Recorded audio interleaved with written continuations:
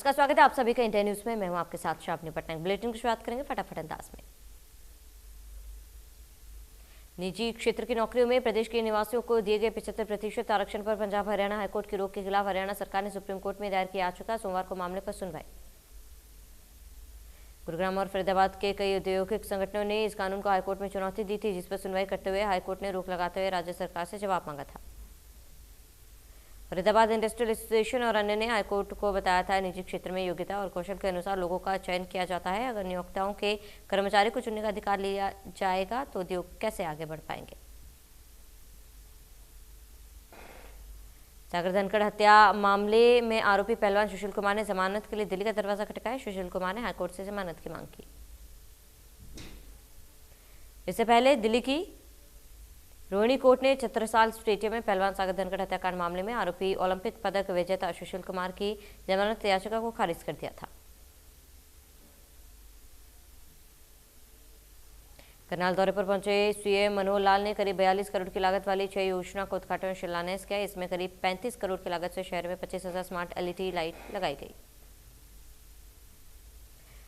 CM ने 2 पार्कों के निर्माण, कई सड़कों के सुधार और करनाल शहर की ऐतिहासिक इमारतों के सौंदर्यीकरण की योजना का भी उद्घाटन किया। सीएम मनोहर लाल ने कहा कि स्मार्ट सिटी के तहत करनाल में 15 से 24 करोड़ की लागत की 85 योजनाओं पर काम जारी है, जिनमें से फिलहाल सिर्फ 15 योजनाओं का काम पूरा हुआ। सीएम ने कहा कि स्मार्ट सिटी प्रोजेक्ट्स के तहत चले परियोजनाओं से शहर की तस्वीर बदल गई है और जब सभी योजनाएं पूरी हो जाएंगी तो करनाल सिटी का अलग ही स्वरूप होगा। सीएम ने कहा कि पीएम मोदी ने प्रदेश की 1250 अवैध कॉलोनियों को रेगुलराइज करने की बात कही है, जिसके बाद इन कॉलोनियों के निवासियों को सभी तरह की सुविधाएं मिलेंगी। कार्यक्रम में पार्टी के वरिष्ठ कार्यकर्ता भगवान दास और डिप्टी मेयर राजेश अक्की ने जब सीएम मनोहर लाल को शॉल भेंट की तो उन्होंने मंच पर ही शॉल को ठेठ हरियाणवी अंदाज में ओढ़ लिया। कैथल के डीसी का गैर जिम्मेदाराना रवैया सामने आया है। लघु सचिवालय में एसएचओ की गिरफ्तारी के विरोध में सामाजिक संस्थाएं विरोध प्रदर्शन करती रही और जिला उपायुक्त अपने दफ्तर में बैठे रहे। लगभग 4 घंटे जिला उपायुक्त पीछे के दरवाजे से बाहर निकले। पत्रकारों ने उनसे प्रदर्शन के बारे में जाना चाहा तो जिला उपायुक्त प्रदर्शन के बारे में अनजान नजर आए और फिर पत्रकारों पर ही भड़क गए।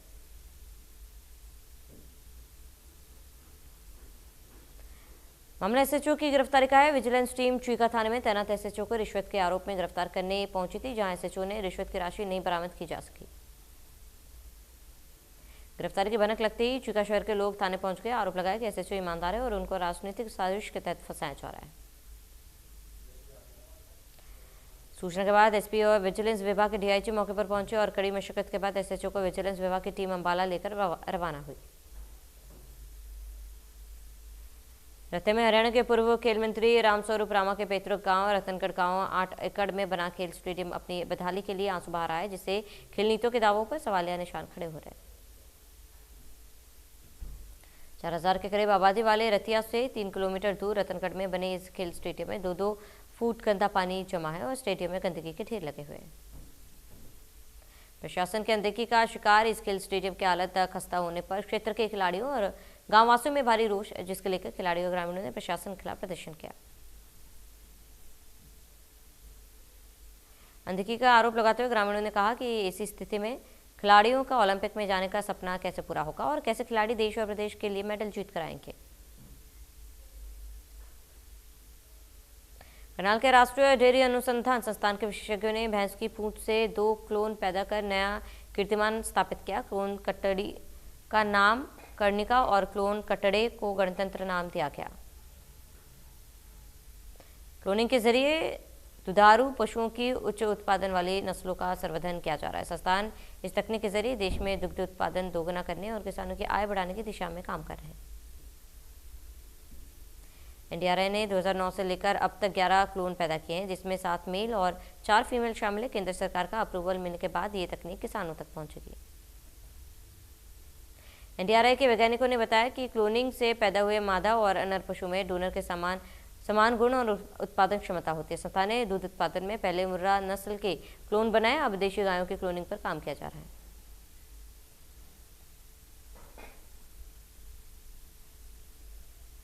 पंजाब में विधानसभा चुनाव से पहले सीएम चरणजीत सिंह चन्नी के भतीजे भूपिंदर सिंह हनी को प्रवर्तन निदेशालय ने गिरफ्तार कर लिया है। भूपिंदर सिंह हनी को अवैध बालू खनन केस से जुड़े मनी लॉन्ड्रिंग के मामले में गिरफ्तार किया गया। गिरफ्तार देर रात उनसे करीब 8 घंटे पूछताछ के बाद जालंधर से हुई।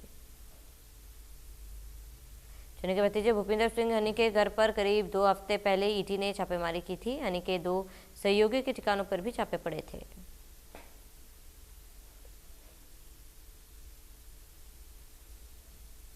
एआईएमआईएम के चीफ असदुद्दीन ओवैसी पर हमले के मामले में पुलिस ने कई खुलासे किए। पुलिस के मुताबिक आरोपी के पास से जब्त की गई दोनों पिस्टल कंट्री मेड है। पुलिस अब हथियार बेचने वाले की गिरफ्तारी की कोशिश कर रही है।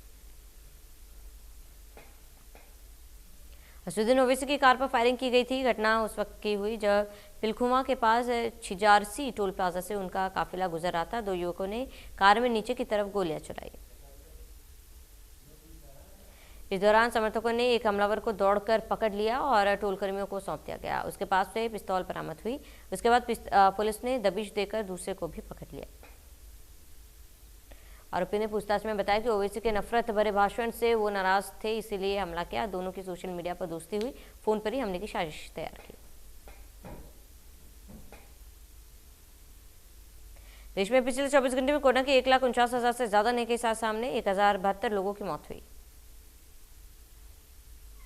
कर्नाटक में कोरोना के 16,434 नए मामले। कुल संक्रमितों की संख्या 38 लाख से ज्यादा हो गई। बीते दिन 60 मरीजों की कोरोना से मौत। केरल में बीते 24 घंटों में 42,677 नए संक्रमित मिले, जबकि 50,821 मरीज ठीक हुए और 160 लोगों की मौत हुई। दिल्ली में 2,668 नए कोरोना केस सामने आए हैं। 13 लोगों की मौत हुई है। 4,837 लोग ठीक हुए। अब दिल्ली में 18.38 लाख से ज्यादा लोग संक्रमण की चपेट में आ चुके हैं। हरियाणा में 24 घंटे में कोरोना के 3,148 नए केस, 16 मरीजों की मौत। एक दिन में 5,000 से ज्यादा केस रिकवर। गुरुग्राम में 24 घंटे में कोरोना के 896 नए केस, 3 मरीज की मौत। एक दिन में 1400 से ज्यादा मरीज रिकवर भी हुए। फरीदाबाद में 24 घंटे में कोरोना के 277 नए संक्रमित, 1000 से ज्यादा मरीजों ने कोरोना को दी मात। कुरुक्षेत्र में 24 घंटे में कोरोना के 87 नए मामले आए सामने। 131 मरीज रिकवर हुए। एक्टिव केस की संख्या 400 के पार। सोनीपत में 24 घंटे में कोरोना के 215 नए मामले आए सामने। 273 रिकवर हुए। एक्टिव केस की संख्या 900 के पार। इस साल में कोरोना का कहर जारी। पिछले 24 घंटे में 193 नए मामले आए सामने। 301 मरीज रिकवर और एक्टिव केस 1000 के पार। करनाल में कोरोना का कहर जारी। पिछले 24 घंटे में 64 नए मामले आए सामने। 99 मरीज रिकवर हुए और एक्टिव केस 800 के पार। पंचकुला में कोरोना का कहर जारी। पिछले 24 घंटे में 187 नए मामले आए सामने। 266 मरीजों ने कोरोना को मात दी। टीकाकरण के लिए ग्रामीण क्षेत्र में जाने वाली टीमों पर लगातार हो रहे हमले पर उपायुक्त शक्ति सिंह ने कहा कि जो लोग इस तरह की हरकतें कर रहे हैं उनके खिलाफ कार्रवाई की जाएगी। उपायुक्त शक्ति सिंह ने कहा कि कोविड-19 वैक्सीनेशन टीम पर हमला करने वाले लोगों को किसी भी कीमत पर बख्शा नहीं जाएगा।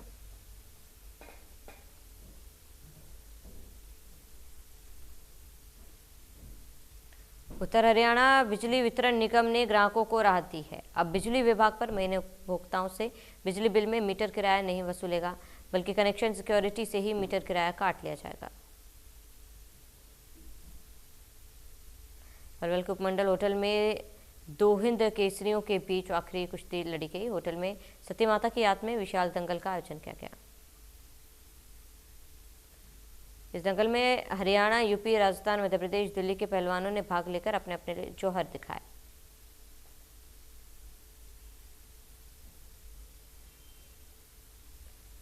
रहते नगर पालिका मुख्यमंत्री के आदेशों को ठेंगा दिखा रही है। नगर पालिका में पहुंचे कुछ लोगों को कोई भी अधिकारी मौजूद नहीं मिला, जिसको लेकर लोगों ने नगर पालिका पर कई गंभीर आरोप लगाए।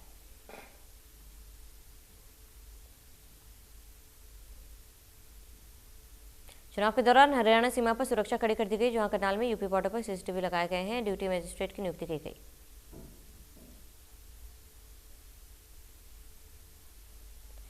फतेहाबाद के भट इलाके के बस स्टैंड पर कॉलेज जाने वाले छात्रों ने हंगामा किया। बस का टाइम टेबल बदलने पर छात्रों ने हंगामा किया।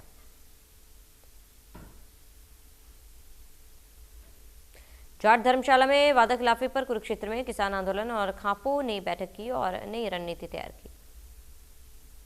खापो ने कहा कि किसान आंदोलन की सभी मांगे सरकार तुरंत लागू करे, वरना 10 दिन बाद दोबारा से दिल्ली को चारों तरफ से घेरने का काम करेंगे।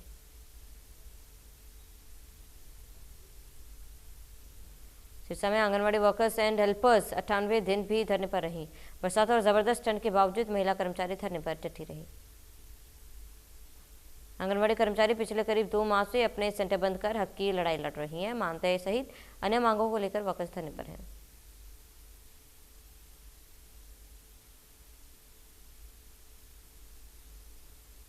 फतेहाबाद में किसानों की तर्ज पर आंगनबाड़ी वर्करों ने ट्रैक्टर मार्च निकाला और सरकार के खिलाफ जमकर नारेबाजी की। वर्करों का कहना है कि वो लगातार अपनी मांगों को लेकर संघर्ष कर रही हैं, लेकिन सरकार कोई सुनवाई नहीं कर रही। कोरोना से बंद पड़े स्कूलों को लेकर भारतीय किसान यूनियन ने दोबारा स्कूल खुलवाने का अभियान शुरू किया। इस मौके पर मौजूद लोगों ने भारतीय किसान यूनियन का धन्यवाद किया। भारतीय किसान यूनियन ने कहा कि अगर सरकार स्कूल में बच्चों को पढ़ाने के लिए टीचर नहीं भेजेगी तो वो अपने स्तर पर चंदा इकट्ठा कर स्कूलों में बच्चों को पढ़ाएंगे। सरकार ने परिवार पहचान पत्र लोगों की सुविधा के लिए शुरुआत करवाई है, लेकिन पहचान पत्र में आय को लेकर लीपापोती हो रही है। वहीं स्कॉलरशिप की तारीख बढ़वाने के लिए भी युवा सरकार से मांग कर रहे हैं।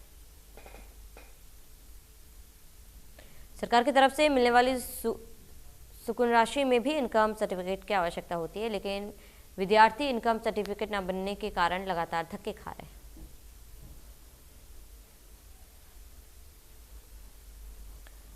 चुनावों के मद्देनजर सरकार शराब तस्करी रोकने के लिए प्रशासन ने कमर कस ली है। डीसी अनिश यादव और एसपी डॉक्टर आरपी जैन ने शहर में बने शराब के गोदामों की जांच की। जांच के दौरान रिकॉर्ड में कुछ खामियां मिली हैं, जिसके बारे में आबकारी विभाग को बता दिया गया। नियमानुसार चालान काटकर जुर्माना वसूला जाए। शिक्षा विभाग ने बच्चों की सेफ्टी और सिक्योरिटी को ध्यान में रखते हुए प्रदेश के अध्यापकों को ट्रेनिंग देनी शुरू कर दी है। भवानीखेड़ा खंड के सुई क्लस्टर की ट्रेनिंग में 40 अध्यापकों ने भाग लिया। क्लस्टर में ट्रेनिंग देने के लिए डीएसपी वीरेंद्र सिंह, डॉक्टर कमल और बच्चों की सेफ्टी को लेकर सुई के प्राचार्य अनिल सांगवान ने ऑनलाइन ट्रेनिंग दी। महिला को लोन देने और बेटियों की शादी में दहेज का सामान दिलवाने के नाम पर 4 लाख से ज्यादा की ठगी के आरोप में पुलिस ने 2 लोगों के खिलाफ धोखाधड़ी का मामला दर्ज कराया। डीएसपी ने बताया कि मामले की जांच की जा रही है। औरतों का बहकाकर ठगी की गई। साक्ष्यों के आधार पर आगामी कार्रवाई अमल में लाई जाएगी। बल्लभगढ़ में गौ तस्करी के मामले में 2 आरोपियों को गिरफ्तार किया गया। आरोपी के खिलाफ पुलिस ने मामला दर्ज कर आगे कार्रवाई शुरू कर दी। गुरुग्राम पुलिस ने गाड़ी के साइलेंसर चोरी करने वाले गैंग के 3 आरोपियों को किया गिरफ्तार। गैंग ने अब तक 100 से ज्यादा गाड़ियों के साइलेंसर चोरी किए। गुरुग्राम ही नहीं बल्कि दिल्ली एनसीआर में भी गाड़ियों के साइलेंसर चोरी कर चुकी यह गैंग लगातार इस तरह की वारदातों को अंजाम दे रही थी। पलवल पुलिस ने लोगों से इनाम जीतने का लालच देकर साइबर ठगी करने वाले गिरोह के 4 सदस्यों को गिरफ्तार किया। पुलिस की डिटेक्टिव और साइबर शाखा सहित थाना पुलिस ने अभियान चलाकर आरोपी के पास से करीब 20 लाख रुपए, कई कंप्यूटर सेट, लैपटॉप और मोबाइल बरामद किए। फरीदाबाद के सेक्टर 14 में गटर की सफाई करते समय 2 सफाई कर्मियों की जहरीली गैस की चपेट में आने से मौत हो गई। हादसे के बाद मौके पर पहुंची पुलिस ने दोनों के शवों को सरकारी अस्पताल में भिजवा दिया है और पुलिस मामले की जांच में जुटी है। बल्लभगढ़ मुजेसर फाटक के पास रेलवे ट्रैक पर 25 वर्षीय युवती ने ट्रेन के आगे कूदकर खुदकुशी कर ली। मौके पर मौजूद लोगों ने बताया कि युवती को लोगों ने हटने को कहा, लेकिन उसने छलांग लगा दी।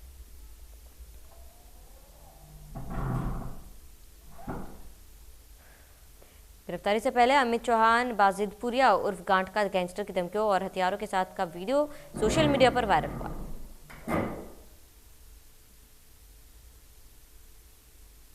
मानेसर के कासन गांव में हुए चौहरे हत्याकांड में अमित गांठ मुख्य आरोपी। पुलिस ने गैंगस्टर की यूट्यूब वीडियोस को कब्जे में लेकर मामले की तफ्तीश में जुटी है।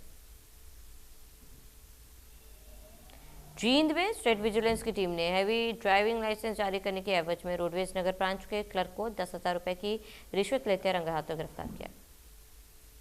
स्टेट विजिलेंस की टीम ने क्लर्क के खिलाफ भ्रष्टाचार निरोधक अधिनियम के तहत मामला दर्ज कर जांच शुरू कर दी।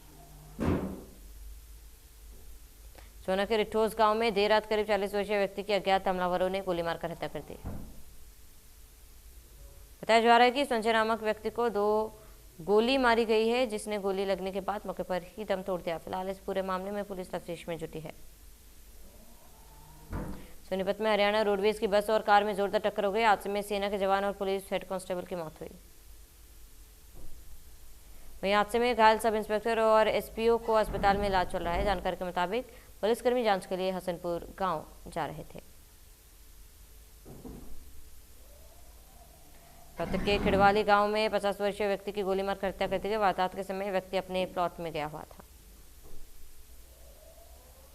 तो बाइक सवारों ने 5 राउंड फायर कर वारदात को अंजाम दिया। हत्या के पीछे की वजह अभी साफ नहीं हो पाई।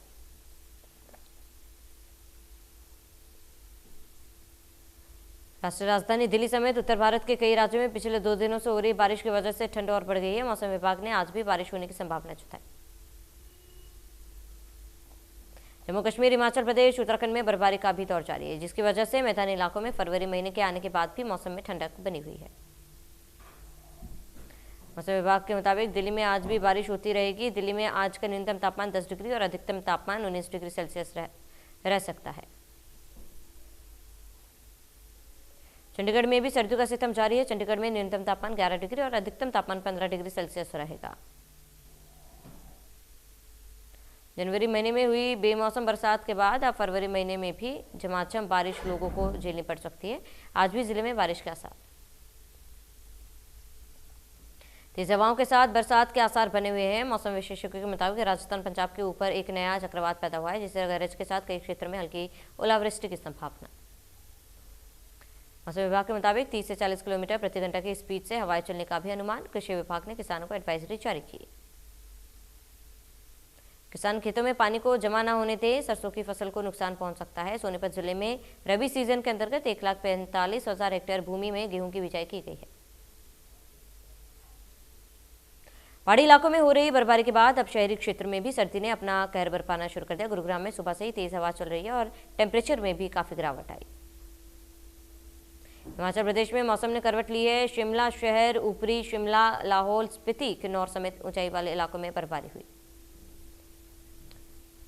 मनाली में भी ताज़ा हिमपात हुआ है। वहीं निचले इलाकों में मूसलाधार बारिश हो रही है। मंडी, कांगड़ा, सोलन, चंबा, कुल्लू समेत तमाम जिलों में रात से ही बारिश जारी है। मौसम विभाग ने 6 फरवरी तक बारिश और बर्फबारी का अनुमान बताया है और येलो अलर्ट जारी कर दिया है। लाहौल स्पीति पुलिस के अनुसार बर्फबारी के कारण लेह मनाली हाईवे बंद है। वही सड़क पर लगभग 1 फीट बर्फ पड़ी हुई है। इस दौरान किसी भी वाहन को सड़क पर चलाने की अनुमति नहीं।